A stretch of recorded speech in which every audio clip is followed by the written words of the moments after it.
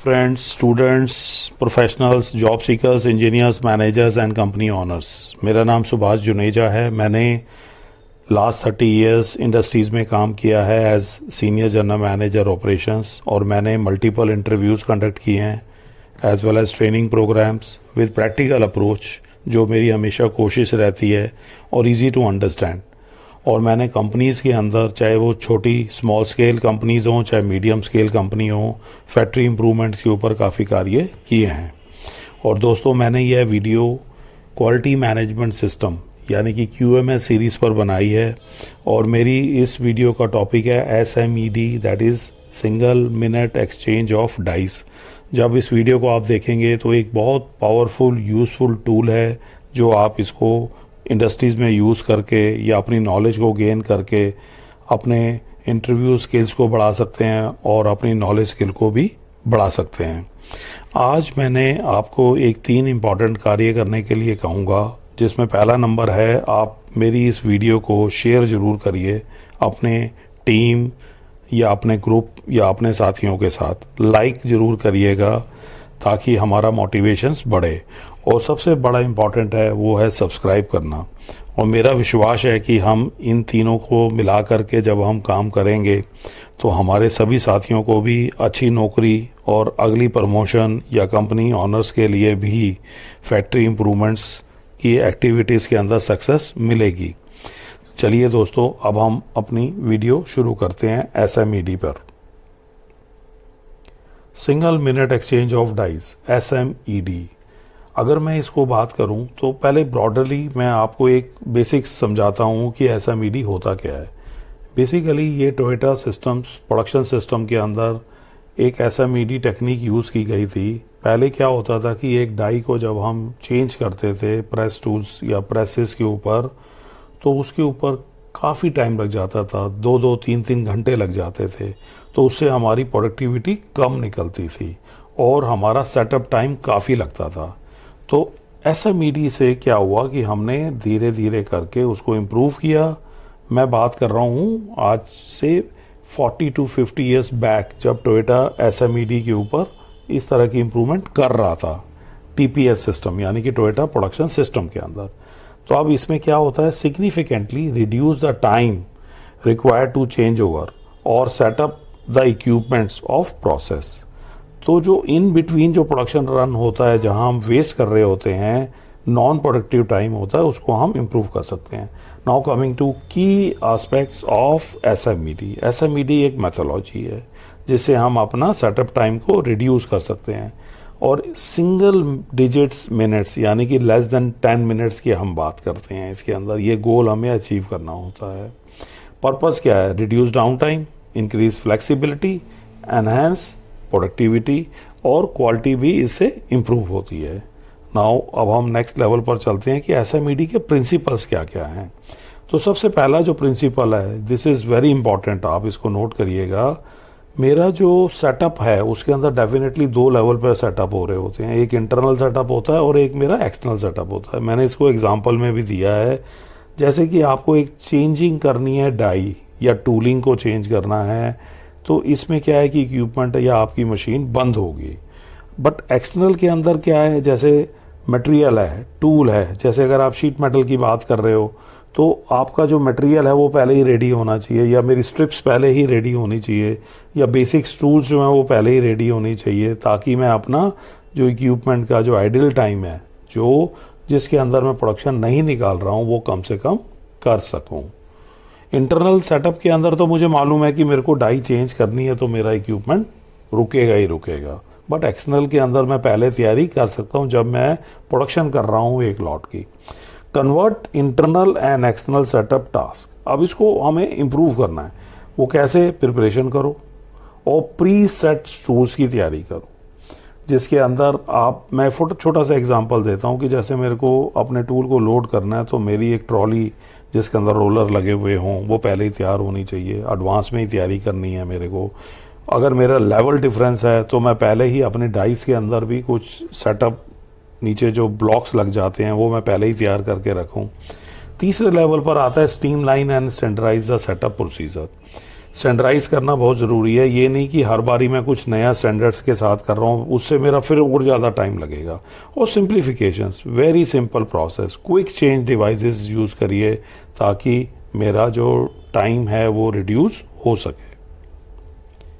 इसी प्रिंसिपल्स के अंदर नेक्स्ट लेवल पर आता है use the quick change tools also, जिसमें हम मॉड्यूलर डिज़ाइन करके भी हम यूज़ कर सकते हैं ताकि हमारा टूल क्लैंपिंग वगैरह फास्ट हो।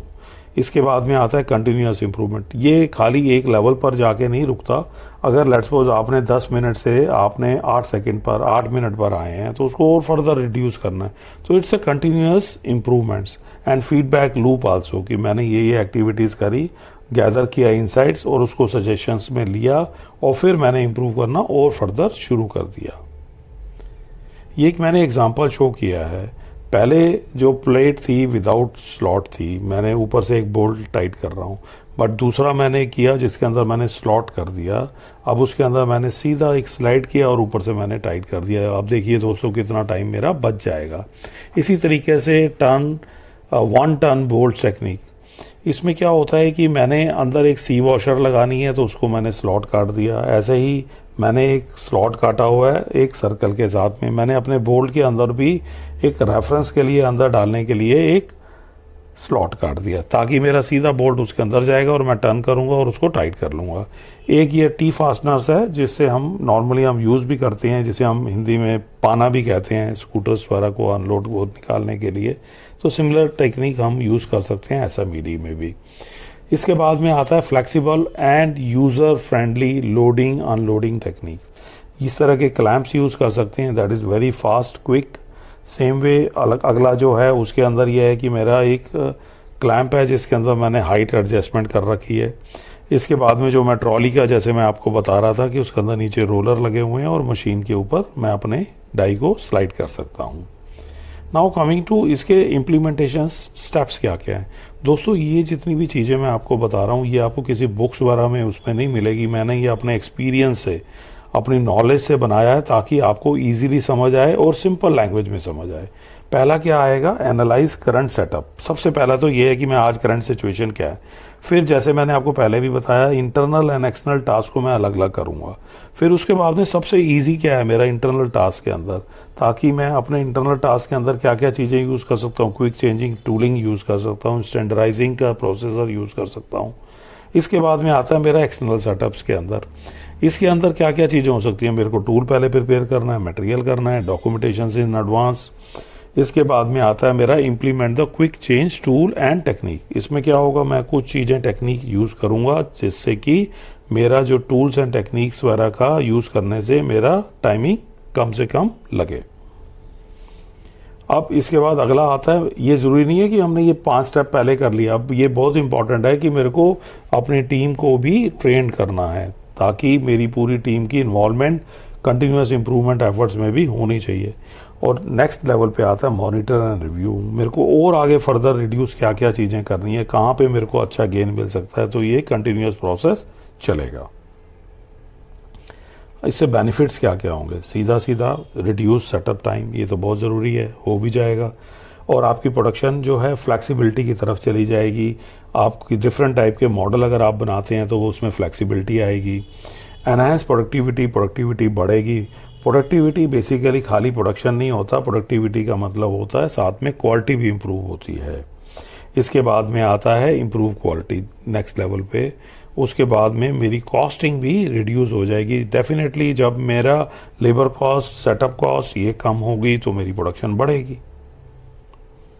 नेक्स्ट आता है चैलेंजेस क्या क्या है। एक चैलेंजेस भी आते हैं, इनिशियल इन्वेस्टमेंट हो सकता है, कई बार ट्रॉली लेनी है, ट्रेनिंग प्रोग्राम्स करने हैं, तो उसके लिए मेरी, बट इसको लॉन्ग रन में अगर आप देखेंगे तो इसका पे बैक बहुत फास्ट है। रेजिस्टेंस टू चेंज डेफिनेटली, क्योंकि वो अपनी जो टीम है वो आदी हो चुकी है अपनी इस तरह के कार्य करने में, तो हमेशा एक रेजिस्टेंस रहेगा, तो उसको भी हमें ओवरकम करना है। बट ये बड़ा चैलेंज नहीं है जब हम ट्रेनिंग देंगे और टीम को लेकर के चलेंगे। And complexity in the process, कई बार क्या होता है कि जब हम इस तरह की चीज़ें करते हैं तो कई बार स्ट्रीमलाइन या स्टैंडर्डाइज करना बहुत ज़रूरी होता है, तो हमें कॉम्प्लेक्सिटी को थोड़े टाइम के लिए तो अलाउ कर सकते हो, बट बाद में हमें उसको स्टैंडर्डाइज भी करना होता है। और समरी में मैं यही कहूँगा कि ये वैल्यूएबल मेथोलॉजी है जिससे कि हम अपनी मैन्युफैक्चरिंग एफिशिएंसी इंप्रूव कर सकते हैं। कैसे कर सकते हैं? By reducing the setup time.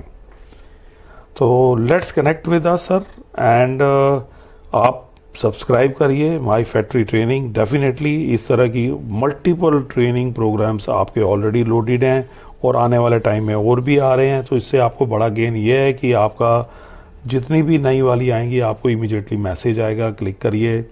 और इसके साथ साथ जो मैं हमेशा कहता हूँ, अपनी टीम मेंबर्स को ज़रूर ये वाली वीडियो शेयर करिए। आपका काम भी इम्प्रूव होगा, फैक्ट्री में भी इम्प्रूवमेंट होगी और आपकी टीम भी खुश होगी कि इस तरह के मेरे को ट्रेनिंग प्रोग्राम इजी लैंग्वेज है और वो अपने कंपनियों के अंदर इम्प्रूव भी कर सकते हैं। तो मैं लास्ट में यही कहूँगा, continuous learning, that is number 1. Watch our videos. Number 2 is utilize online platform. This is a free of cost platform. Utilize this to get success. Preparedness for the success. Number 3 है।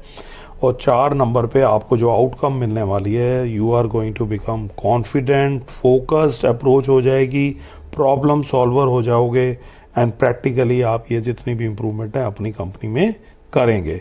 और last में मेरा number, मेरा email ID दिया हुआ है। अगर आपको कोई भी हेल्प चाहिए किसी भी फील्ड में या किसी भी टॉपिक में अंदर, I can make an different videos for you because my aim is to spread the knowledge. Thank you sir.